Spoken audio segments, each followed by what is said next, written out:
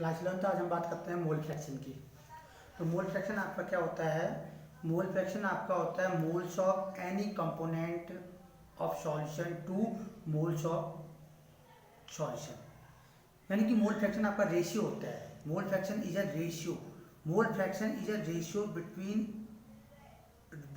Between moles of any component of solution two moles of solution. तो x से हम mole fraction को represent करते हैं। मोल फ्रैक्शन को हम एक्स से रिप्रेजेंट करते हैं और एक्स इक्वल टू आपको क्या होता है? यहाँ पे एक्स इक्वल टू आपका होता है मोल्स ऑफ एनी कंपोनेंट। यहाँ moles of any component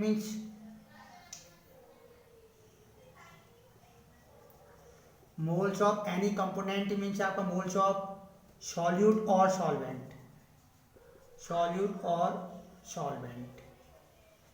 upon moles of solution. तो ये आपका मोल फ्रैक्शन होता है, मोल्स ऑफ सॉल्यूट और solvent upon moles of solution. तो इसको हम क्या कहते हैं? मोल फ्रैक्शन कहते हैं। अब सपोज करो आपका देखिए मोल्स हम दो कंपोनेंट आपके ए एंड बी मान लेते हैं। ए को मैं मान लेता हूँ सॉल्वेंट और बी को मैं मान लेता हूँ सॉल्यूट। ठीक है, ए के मोल हो गया Na और बी के मोल हो गए आपके Nb। ये मोल्स हो गए। ठीक है, तो अब मोल फ्रैक्शन ऑफ सॉल्यूट, अगर मोल फ्रैक्शन ऑफ सॉल्यूट या सॉल्वेंट के सॉल्वेंट का कहते हैं पहले, mole fraction of solvent x equal to क्या हो जाएगा आपका? Na upon Na plus Nb, ये हो जाएगा। और मोल फ्रैक्शन ऑफ सॉल्यूट के हैं तो एक्स बी इक्वल टू कितना हो जाएगा आपका? Nb अपॉन Na प्लस आपका Nb। सॉल्यूशन के जो मोल होंगे वो दोनों के मोल जोड़ के होंगे। ठीक है, तो ये आपका मोल फ्रैक्शन ऑफ सॉल्वेंट हो गया। पहला वाला फॉर्मूला किसका हो गया? मोल फ्रैक्शन ऑफ सॉल्वेंट का, मोल फ्रैक्शन ऑफ सॉल्वेंट। और ये वाला फॉर्मूला आपका क्या हो गया? मोल फ्रैक्शन ऑफ सॉल्यूट,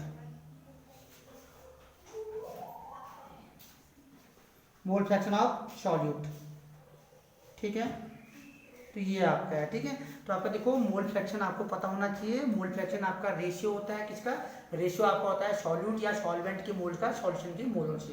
एक्सिस से हम इसको रिप्रेजेंट करते हैं। तो आपका फ्रैक्शन का जो फॉर्मूला होगा आपका, अगर सॉल्वेंट के लिए निकाल रहे हैं तो Na upon Na plus Nb और सॉल्यूट के लिए निकाल रहे हैं तो Nb upon Na plus Nb। और आपको पता होना चाहिए मोल्स हम कैसे निकालते हैं। अगर मोल्स की बात करें तो Na इक्वल टू यहाँ पे क्या होगा आपका? Na इक्वल टू आपका होगा WA अपॉन Ma और Nb इक्वल टू आपका क्या होगा? Nb आपका होगा WB अपॉन Mb होगा। ठीक है, WA आपका क्या है? Given mass of solvent.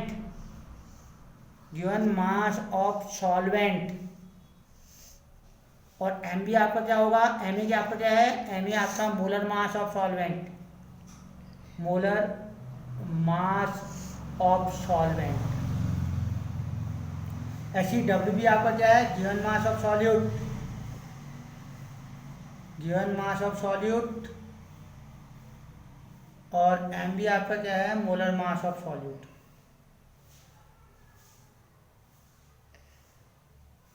ठीक है, तो ये आपका मोल फ्रैक्शन हो गया।